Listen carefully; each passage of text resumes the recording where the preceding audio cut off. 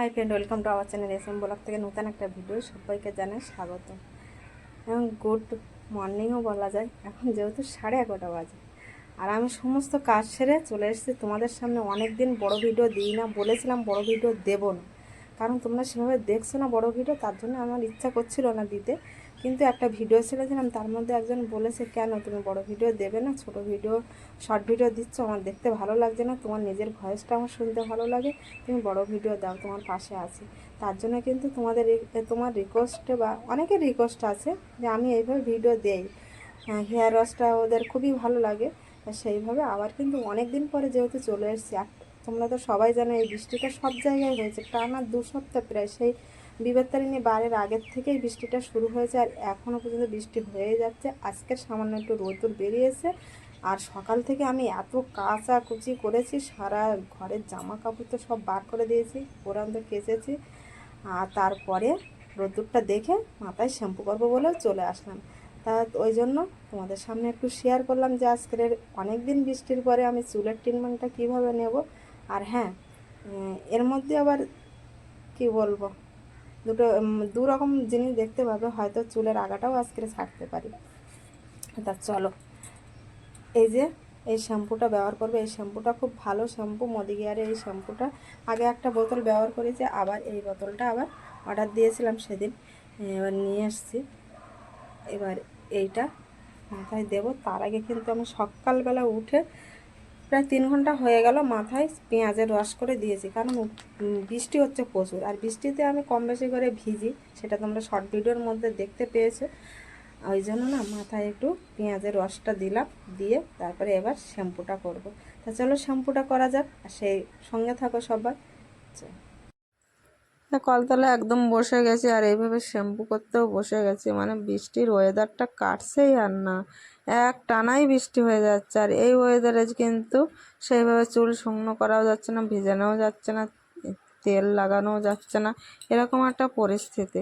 তাই এইভাবে কিন্তু আবার যত হোক আজকের একটু রোদ্দুর বার হয়েছে, ওই জন্য একটু শ্যাম্পু করে নিলাম। আর বললাম পেঁয়াজের রস দিয়েছি, এটা কিন্তু বর্ষাকালের জন্য পেঁয়াজের রসটা চুলের পক্ষে খুবই উপকার, তার জন্য কিন্তু দিয়ে নিলাম।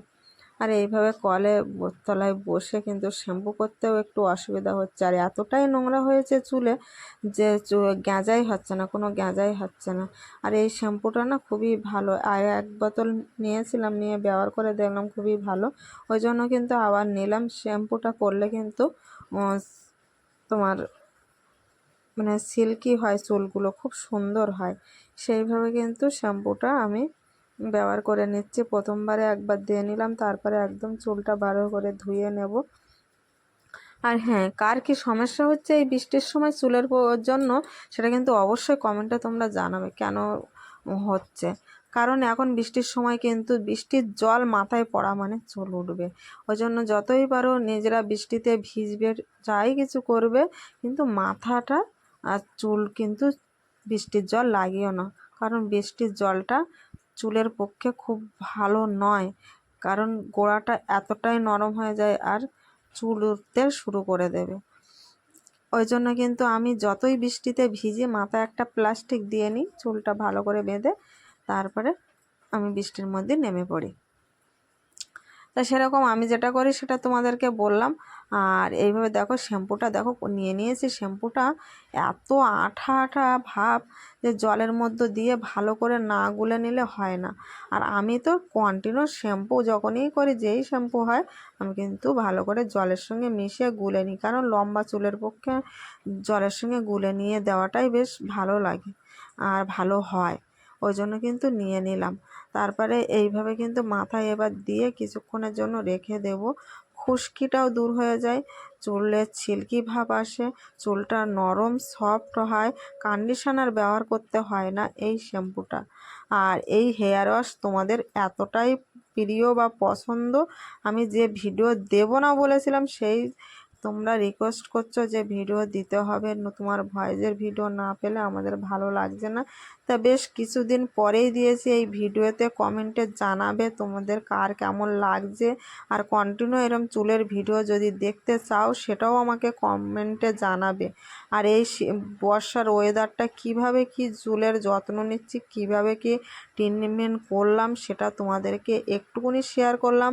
আর পুরোপুরি তোমাদের জানতে হলে কিন্তু কমেন্ট করতে হবে কীরকম ভিডিও দেখতে চাও চুলের হিসাবে, সেই কিন্তু আমাকে বলতে হবে, সেইভাবেই তোমাদেরকে আমি ভিডিও দেব।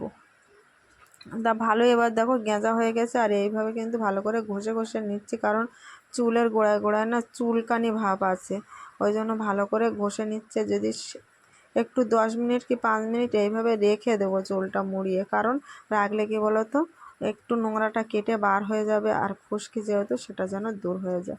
তারপরে দেখো একদম বিকালবেলা আর চুলটা আঁচড়ে নিলাম, আর বৃষ্টিও নেমে গেছে। দুপুরটা একটু ভালো ছিল, বৃষ্টিও নেমে গেছে, তা ওই জন্য কিন্তু আমি ঘরে লাইট জ্বালিয়ে নিলাম, অন্ধকার। আর এইভাবে কিন্তু একদম পুরো রেডি হয়ে তোমাদের সামনে চলে এসেছি। আর রিং লাইটটাও নিয়ে এসেছি, কারণ আমি তো বিকালের টাইমে তো শর্ট ভিডিও বানাই, তাই সেরকমভাবে কিন্তু রেডি হলাম। আর এইভাবে কিন্তু ভিডিও করব।